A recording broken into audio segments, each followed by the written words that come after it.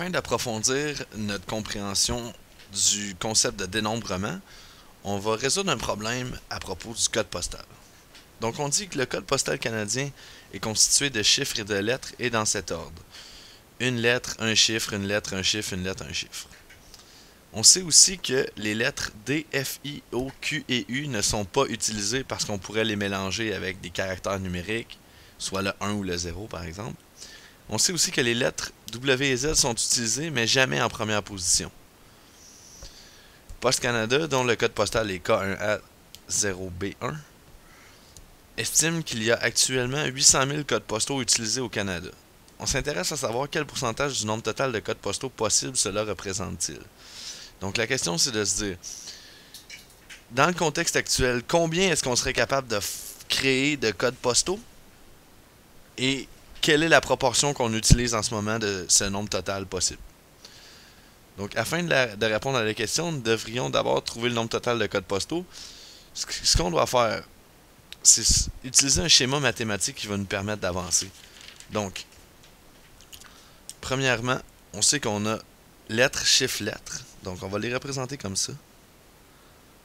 Ici, lettres, chiffres, lettres. Chiffre, lettre, chiffre. OK?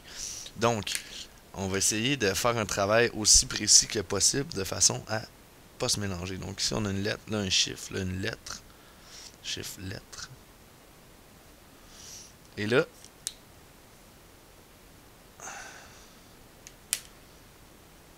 ici, on a un chiffre, tout comme ici et là.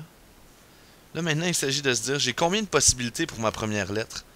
Bien, tantôt, on a déterminé que la première lettre, ben, il y avait les 26 lettres de l'alphabet, mais on ne peut pas utiliser D, F, I, O, Q et U, ça fait 6 lettres, moins W et Z non plus. Ça veut donc dire que pour la première lettre, il nous reste seulement 18 possibilités, parce qu'il y a 8 lettres qu'on ne peut pas utiliser. Pour les chiffres, on a 10 possibilités. Parce qu'il ne faut pas oublier le 0. Donc, on a 0, 1, 2, 3, 4, 5, 6, 7, 8 et 9. Donc, ça va être la même chose pour tous les chiffres. Maintenant, pour la deuxième lettre, on peut utiliser W et Z cette fois-ci, ce qui fait qu'on a 20 lettres. Même chose ici. Qu'est-ce qu'on fait avec ces valeurs-là? Ben, pour avoir le nombre total de possibilités, ce qu'on doit faire, c'est appliquer le principe de multiplicabilité. Donc, ou le principe de multiplication. Donc, on trouve le nombre total de combinaisons qui vont nous donner le nombre total de codes postaux possibles. Donc, si on fait cette multiplication-là, on obtient un grand total de 7 200 000 possibilités. Puis ce qu'on nous a dit dans le problème, c'est que nous, on en utilise seulement que 800 000. Quel est le pourcentage utilisé? Bien, on fait 800 000 divisé par 7 200 000. Après simplification, on obtient le rapport 0,11 périodique. Si on veut obtenir le pourcentage, on multiplie par 100, ce qui nous donne 11%. Donc, on a déterminé le nombre total de possibilités qui était 7 200 000. On avait déjà, selon les données du problème, qu'il y avait 800 000 codes postaux qui étaient utilisés. Donc, 11% des codes postaux sont utilisés au Canada. Voilà pour le dénombrement.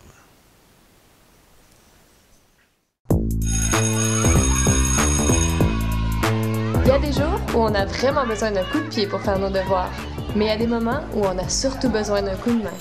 Pour ça, il y a Allo Prof, des enseignants super cool répondent à tes questions du lundi au jeudi de 17h à 20h. Tu peux les rejoindre par téléphone au 1-888-776-4455 ou dans leur cyberclasse sur alloprof.qc.ca. Et la bonne nouvelle, C'est que c'est gratuit. profite-en!